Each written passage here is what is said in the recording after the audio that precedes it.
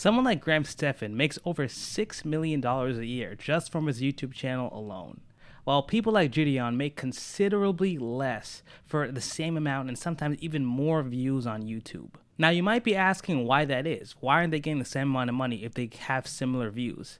And the reason is CPM and RPM. So YouTube pays its creators a certain amount of money per 1,000 views on their channel. That rate is called CPM or RPM. CPM stands for cost per mil, and RPM stands for revenue per mil. Now, CPM and RPM are literally one of the biggest factors in determining how much money you'll make on YouTube. Because even if you get millions of views, if your CPM is very low, you'll barely make any money at all. For example, let's say you have a channel with an RPM of $4 and they get 1 million views. If we do the calculations, we will see that for those 1 million views, that channel will get $4,000 because they get paid $4 for every 1,000 views. Now, let's say the same exact channel had an RPM of $10. For the same amount of views, that channel will get more than double what the first channel got, $10,000 in 1 month. That's why optimizing and maximizing RPM is so important, and in this video, I'm going to show you guys 2 ways you can greatly increase your CPM on YouTube and in turn make more money from YouTube ad revenue. So not every single YouTube channel is created equal, and that means not every single YouTube channel makes the most money. Now, what are the 2 factors that determine your CPM and RPM on YouTube? Those 2 factors are the topic of your video and your average view duration on your videos. Now, before we get into that, we got to understand how CPM and RPM actually work. And we need to understand the YouTube business model as a whole. YouTube makes money from ads. People may have a product or service that they want to promote on YouTube,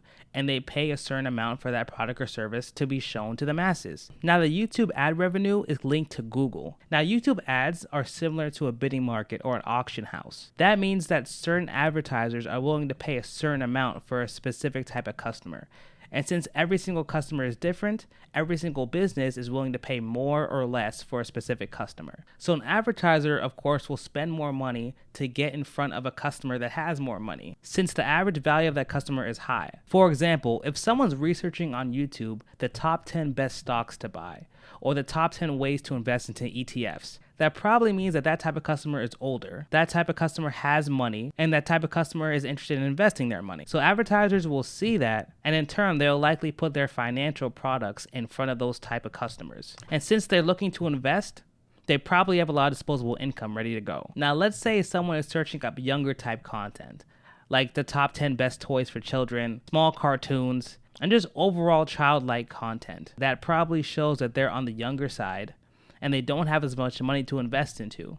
So a company won't spend as much money to advertise to those people. So to maximize your CPM and RPM on YouTube, make sure you talk about specific financial content. That's why you can see people like Meet Kevin, Graham Stephan, and Andre Geek make so much money on YouTube. Now, another hack you can use to raise your CPM on YouTube is to add high value keywords to your YouTube videos. Now, you can add keywords and tags to your YouTube videos that basically tell YouTube what your content is about. So you want to make sure that the keywords you use are very high value, and a lot of people are spending money to advertise to those keywords. Now, to figure this out, you have to use something called the Google Keywords Planner. So you can open up a Google Ads account, open up the Google Keywords Planner, and you can click on Discover New Keywords. Once you're here, you can actually type in the specific keyword you're thinking of using. Once you type that keyword in, you'll get a list of other keywords that are similar, and then you get to look at a column called their bidding range. This number basically outlines how much people are willing to pay to get in front of those type of keywords on YouTube and Google. So once you see that number, you'll know exactly how much that keyword is actually worth.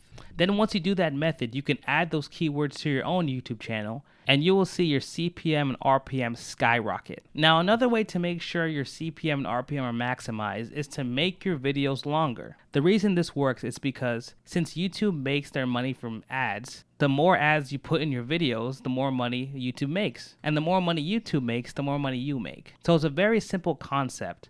Now, this is the reason why you see a lot of YouTubers stretch out their content to at least 8 minutes. Because once your video is 8 minutes long, you can then put ads in the middle of your videos. And that greatly increases your CPM and RPM. Now, don't spam ads, don't go too crazy, because you don't want to make your audience annoyed. but make sure to maximize your revenue without annoying your audience. And another tip to raise your CPM and RPM is to not put YouTube Shorts on your main channel. So YouTube Shorts is basically the direct competitor to TikTok. It's where you can put very short 1-minute videos that can add exposure to your channel. Now, it is good to get more exposure to your channel. However, even if you get a lot of subscribers, the views you get from YouTube Shorts will lower your average view duration on your entire channel. And when YouTube sees your average view duration go down, the amount of money you'll make from YouTube will go down as well. So if you want to use YouTube Shorts for exposure, I suggest making a completely new channel, specifically made for YouTube Shorts, and then link people back to your original channel, because then they'll be forced to watch your full long-form content.